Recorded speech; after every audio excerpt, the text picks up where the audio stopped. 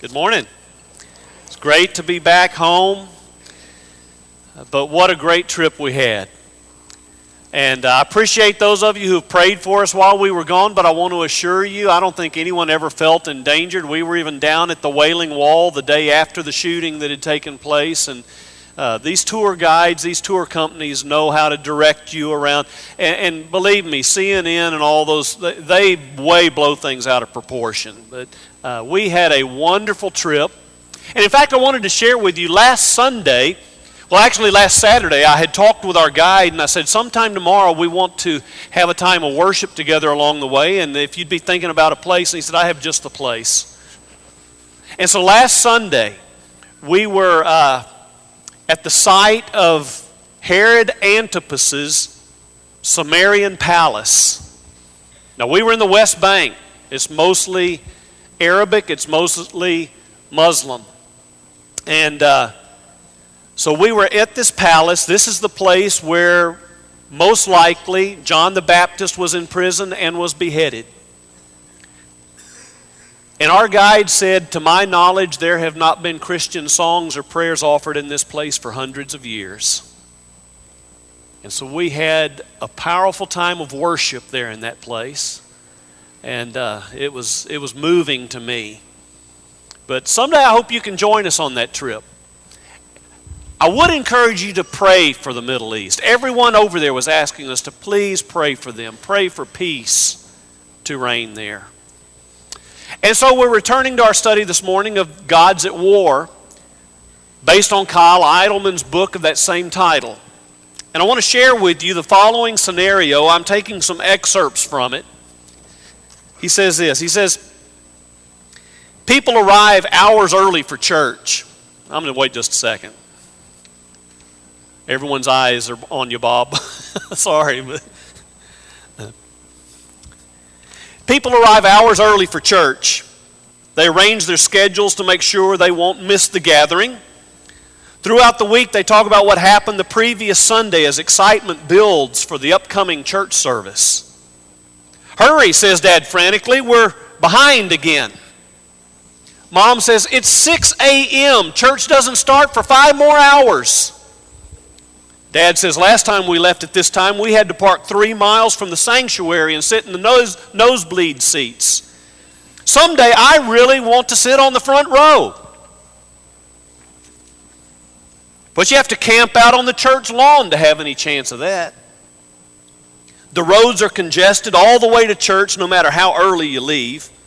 At church, folks are out tailgating. Some have elaborate spreads prepared, breaking out portable grills and lawn chairs. It's nice weather today. Not that it matters. Even in the dead of winter, they'll be out here in the same numbers. The masses begin filling the sanctuary, cheering with great passion and excitement.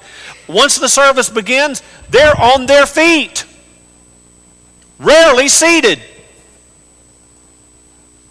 After several hours, people start looking at their watches. Everyone's thinking the same thing. Man, I hope the sermon goes into overtime. We preachers actually have dreams like that. And that sounds crazy, doesn't it? Why? If I took out the word church from that story I just told you and put in its place football, nobody would think it's crazy. Everyone would think that's perfectly normal. Years ago when we lived in Abilene, when we first got married, Beverly and I went to a Cowboys football game in Old Texas Stadium, back when they really were America's team. And we went and worshiped that Sunday, and then we went out to the ballpark and we spent the time at the game. And it struck me that night that we had really been to 2 worship services that day.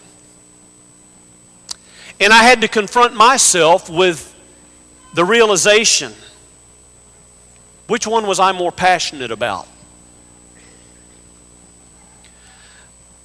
You know, one could make a convincing argument that our culture's obsession with entertainment is essentially a surrogate religion. In fact, Charles S. Prebish, professor of religious studies at Pennsylvania State University, says that it is America's fastest growing religion with no close second.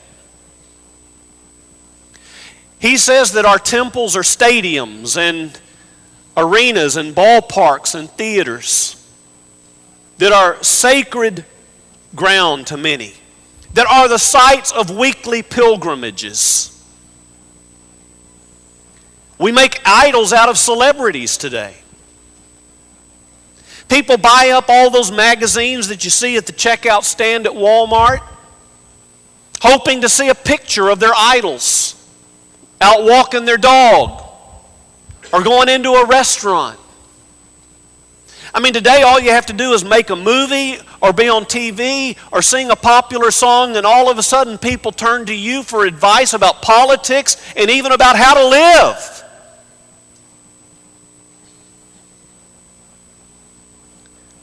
For many people, the god of video games is on the rise. This is kind of scary to me. I confess, I wish I had back the hours that I tried to get 3 stars by shooting angry birds into the destruction of those buildings. And I wish I had many of those hours back. But there are some who are extreme gamers who sit before a computer monitor for 8 hours a day and only take breaks to run to the bathroom or get a snack. And did you know that it's addictive? Nearly 1 in 10 children from the ages of 8 to 18 could be classified as clinically addicted to video games. And it works the same way in your brain as heroin does. The brain's wired to need more and more of that stimulus, and as you get it, it releases this pleasure-inducing thing called dopamine, which makes you just want more of it. And these kids, according to Martin Lindstrom in his book Brainwash, display all of the characteristics of a heroin addict. He says that includes withdrawing from family and friends. It includes trying to cover up the addiction or denying that one has the addiction. Now I'm really going to get personal. What about all the time we spend on social media?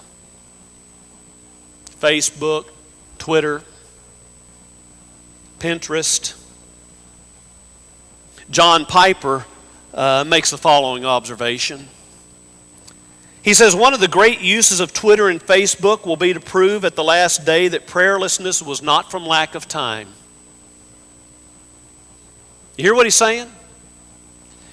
He's saying when we can find so much time to be on these social media sites, it's proof that we can never claim we don't have time to pray. Now, the interesting thing about that quote is he tweeted it.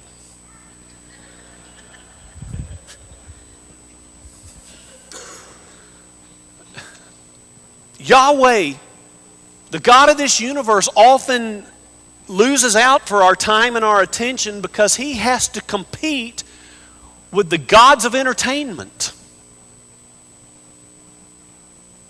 Idleman tells about a friend who had traveled to India on a mission trip. And when he came back, he had pictures that he was showing. And one picture in particular that he showed Kyle was a picture of a living room in this house in India. And every chair was positioned so that it was facing this idol that sat on the mantle. You know where I'm going with this, don't you?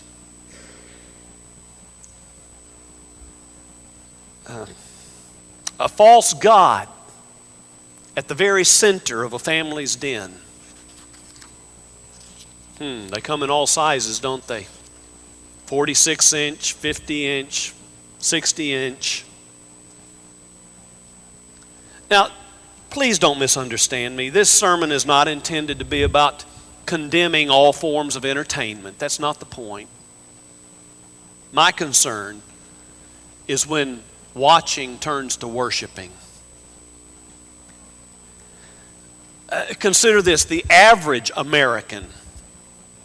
Now, many of us don't watch this much, so that means there's a lot of people watching a whole lot more. The average American spends 4.5 hours every day watching television.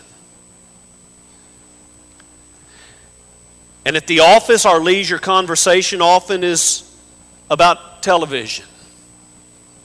And what do you do with your family in the evening when you're together? For most people, the answer is television.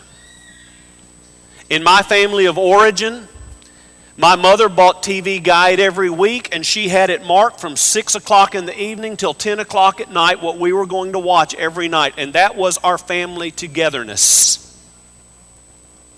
That was back when you only had 3 channels. Boy, times were tough then, weren't they?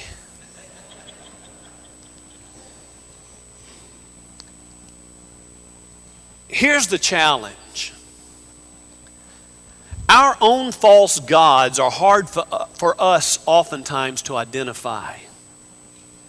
I can identify your false god much easier than I can identify my own, because we lie to ourselves. We may shake our heads at that family in India that has their chairs positioned toward their idols. But I think we should at least consider the possibility that we have our own shrines in our own homes. So let me offer you a false god detection device. Be honest with yourself and discover where the chairs of your heart are oriented toward. Now, I admit to a concern that this sermon can become legalistic, and that is not my intent.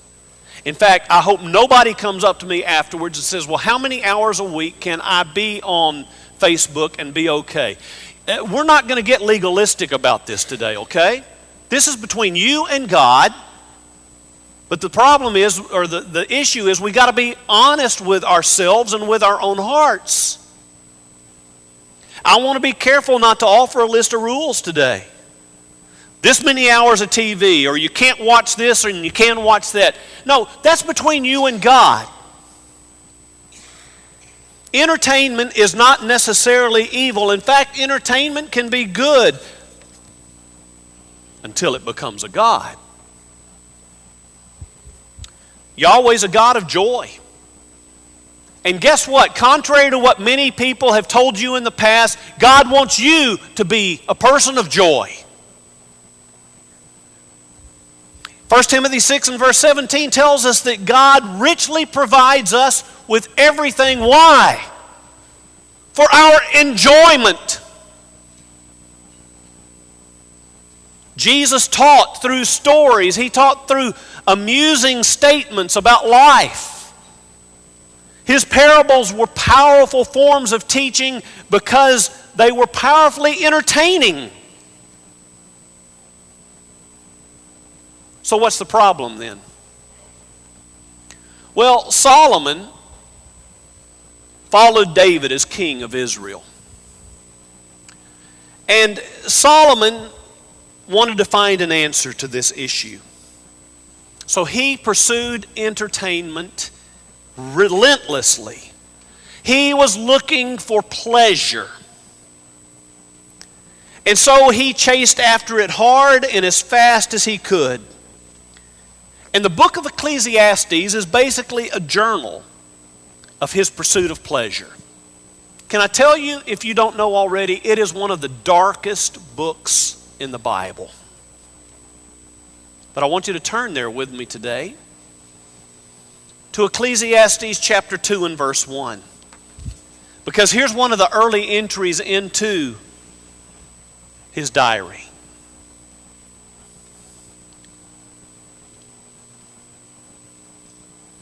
He said, I said to myself, come now, I will test you with pleasures to find out what is good. But that also proved to be meaningless, empty. Solomon had incredible wealth, he had incredible power, and he spared no expense to try to entertain himself. He begins his journey with laughter, if you go on to read there in verse 2. But he soon concluded that laughter too was meaningless. Laughter was empty. It didn't have anything that lasted attached with it. He tried partying, but he found that to be empty. He took on projects. He built palaces and he built parks and he planted vineyards. He was looking for something to fill the void in his own soul.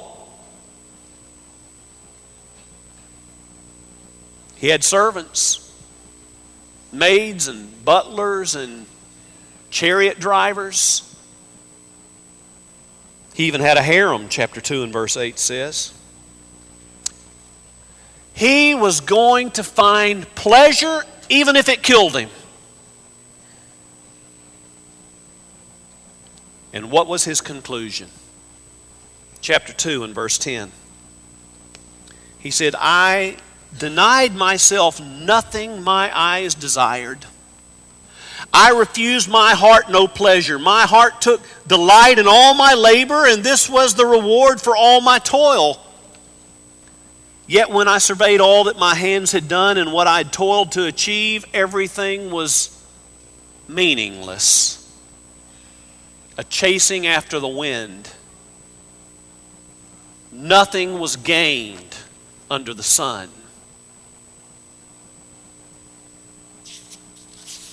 Nothing wrong with the things he was pursuing. Well, except for the harem thing, okay? Take the harem thing out of there. There wasn't anything wrong with it. His problem was trying to make entertainment something that it was not intended to be. He was looking for meaning. He was looking for fulfillment for his life in these things. I want you to consider this for a moment. I know some of you, there's some here that are really into sports. And again, this is something you just have to deal with and wrestle with for yourself as far as, where do I cross the line or whatever. But I've been there and done this, okay?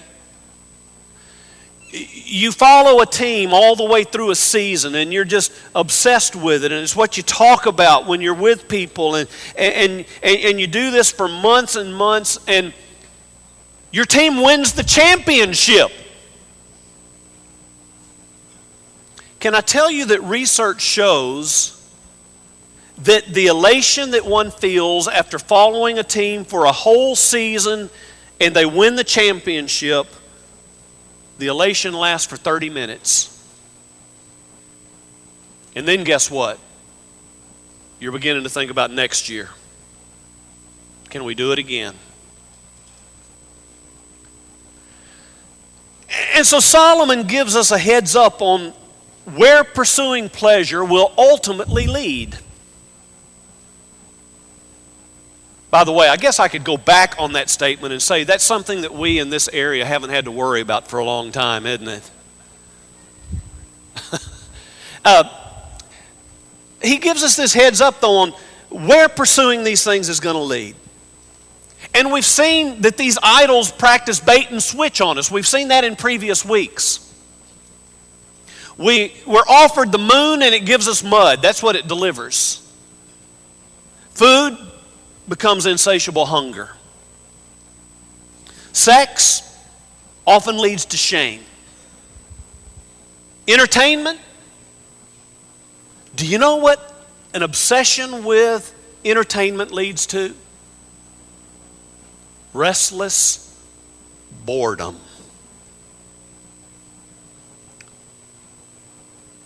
Have you ever wondered why so many people, particularly in the Western world, are bored today? Boredom is actually a fairly recent problem that is absent in many cultures. There was a Western scholar who lived among the Bushmen of Africa for years, and he became fluent in their language. And he was trying one time to convey the idea of boredom to them. They didn't have a word in their vocabulary for boredom. The closest word he could come up with was tired. The word boredom, listen, the word boredom didn't even find its way into an English dictionary until the age of the industrial age of the 19th century. It's a fairly new concept. Did you know that the word amusement actually has religious roots? Amusement. Muse is a word used in Greek mythology to describe female gods that imparted or inspired writing and the arts and science. In Greek, when you put an A before a word, it means not or lacking. And so the root of the word amusement is not inspiring. In other words, amusement is when we kind of turn our brains off and just let them be filled with some activity. It struck me yesterday as I was going over my notes, David Isham had told me just recently that his dad considered some kind of, now his dad read these books, but books that you read oftentimes, just that are light and all, he called it brain candy. Okay? Amusement, that's what amusement is. It's just brain candy. Now don't miss this. Instead of inspiring our boredom, instead of inspiring our apathetic moments, the gods of entertainment end up leaving us more bored and more apathetic. Have you ever found yourself in the place of Solomon? Everything he did, he says, it's meaningless, it's meaningless. Let me tell you when I do it. When I sit down for some time for brain candy, I turn on the TV, I've got my remote, and I flip through my 100 channels and I go, there's nothing on TV. I'm agreeing with Solomon. It's meaningless. It's empty. Well, he gives us some more symptoms in Ecclesiastes chapter 1 and verse 4. When he says, generations come and generations go, but the earth remains forever. The sun rises and the sun sets and hurries back to where it rises. The wind blows to the south and turns to the north. Round and round it goes, ever returning on its course. All streams flow into the sea, yet the sea is never full. To the place the streams come from, there they return again. All things are wearisome, more than one can say. The eye never has enough of seeing, nor the ear its fill of hearing. And so in this passage, Solomon uses the rotation of the earth and the weather patterns to illustrate how he feels about life. It's like a spinning circle. It's like chasing after the wind. And he wrote that long before internet or satellite TV or smartphones. Never in history has there been so much entertainment and yet so little fulfillment.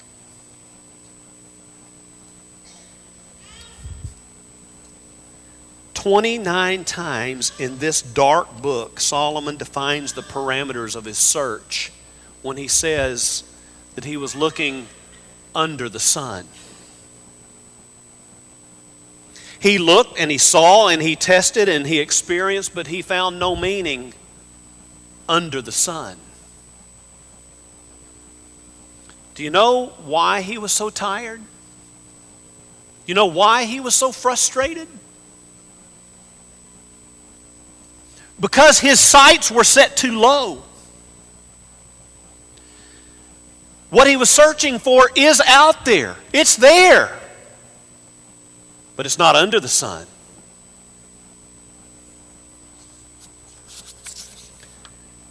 I love what C.S. Lewis wrote in his book, Mere Christianity, that captures this idea.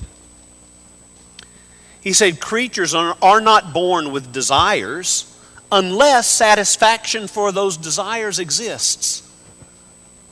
A baby feels hungry. Well, there is a such thing as food. A duckling wants to swim. There is a such thing as water. If I find in myself a desire which no experience in this world, or you might say under the sun, can satisfy, the most probable explanation is that I was made for another world. If none of my earthly pleasures satisfy it, that doesn't prove that the universe is a fraud. Probably earthly pleasures were never meant to satisfy it, but only to arouse it, to suggest the real thing. The gods of pleasure cannot satisfy our desires. What we need cannot be found by filling our stomachs or by pursuing sex or amusement. The search finally leads us to God Himself. So at the end of Solomon's search, as recorded in his diary, he writes this in Ecclesiastes chapter 12 and verse 13. He says, "Now all has been heard. Here is the conclusion of the matter. Fear God and keep His commandments, for this is the duty of mankind." You see, we have been made for God. Let me say that a different way. We have been made for God. And until God is our greatest pleasure, all the other pleasures of this life are going to be and are going to lead to emptiness. You've heard me quote Augustine throughout the years because it's one of the most profound quotes that are outside of the Bible that I know. Augustine said, "Our hearts are restless until they find their rest in you."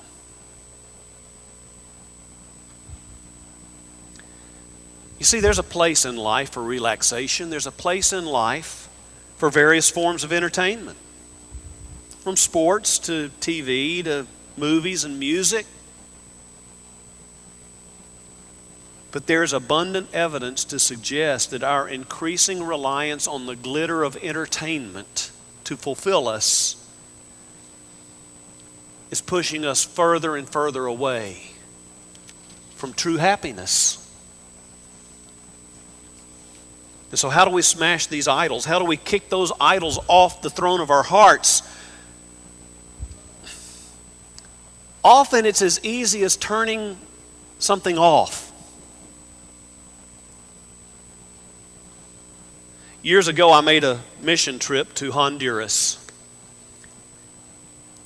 Third world country, where I was struck with how these Christians would come together on Sunday and worship for 3 or 4 hours.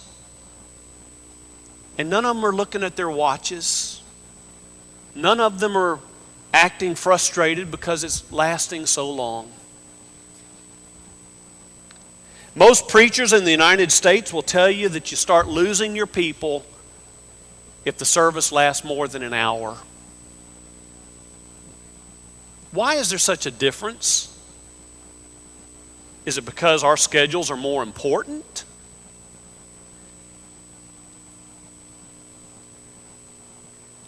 And even within that hour, there is this pressure in the Western world that you better fill that hour, all 60 minutes of it, with something to stimulate us and to entertain us. And so Idleman tells about speaking with a preacher from Haiti, where he has just witnessed a worship service that lasted for 6 hours. And he asked this preacher, what is it about the Haitian people that keeps them worshiping for so many hours? And the preacher said, in Haiti, we have nothing else to do. And we might patronizingly say, well, yeah, because we've got all this important stuff to be doing. But then it hits me. They don't have all the competition that God has with us. The TVs and the smartphones and the computers and so forth. The Lord just doesn't have the amount of competition that He has with us. And so I want to issue a challenge to you. If you're really interested in finding out if entertainment is your God, I want to challenge you that this week, just as a test, eliminate some of the things that we've talked about this morning. See what happens. Turn off the TV set for a day or two. Log off of Facebook for a period of time. I'm not talking about 5 minutes, okay? Oh wait, I said I wasn't going to get legalistic. Unplug your game console and instead do this. Fix your eyes on Jesus. Now, we're going to offer an invitation at this time. And if you have a prayer need that you want to share, we'll have an elder and his wife waiting for you in room 102. Or you can come share it with all of us if you'd like to by coming forward. Of course, we'd always love to witness someone being born into Christ through baptism, and so if you want to do that, we'd encourage you also to come. And would you do that right now as we stand together and sing?